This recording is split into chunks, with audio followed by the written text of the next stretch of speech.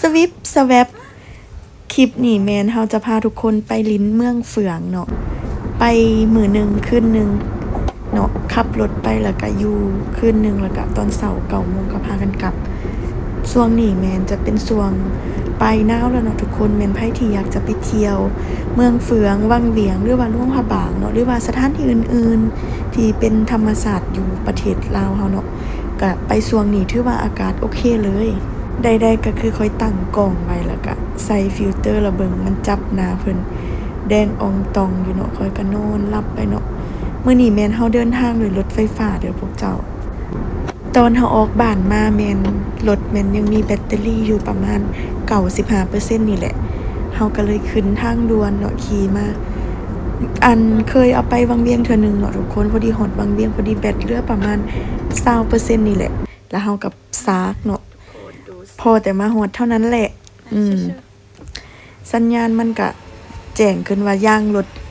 อ่อนเนาะลมบ่พอเฮาก็เลยมาแวะสูบย่างก่อนแต่ว่าอันนี้นี่แม่นเฮาฮอดเมืองเฟืองแล้วเด้อทุกคน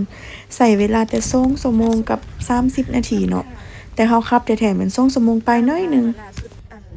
ขึ้นจอว่าย่างรถอันบ่พอเนาะก็เลยได้พากันมาดูสิหัวหลังจากสูบย่างแล้วเฮาก็เดินทางต่อเนาะตัวนี้จะเป็นหลอดอุโมงค์เด้อทุกคนกล้องแม่นจะมั่วเด้เนาะเพราะว่าบ่ฮู้คือกันน่ะมันโทรศัพท์ตกหลายถ้าก็ใส่โทรศัพท์ข้อยน่ะเป็นคือกันบ่แบบมักตกมักนั่นเวลาไปเฮาก็ถ่ายรูปวิวต่างๆตามทางแบบนี้เลยเนาะรู้สึกว่าบ่ได้ขับรถแบบนี้ออกมาดนแล้วนะกับพอดีปีหนึ่งปีปลายที่บ่เนาะ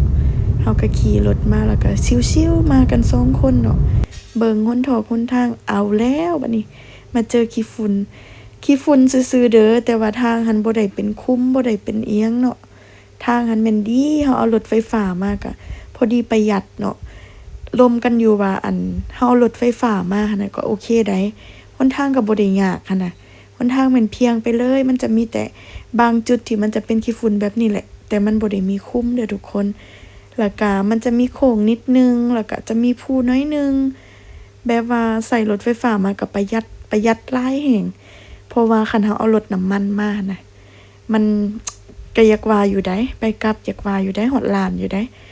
นี่ในที่สุดเฮาก็ขี่รถเข้ามาแล้ว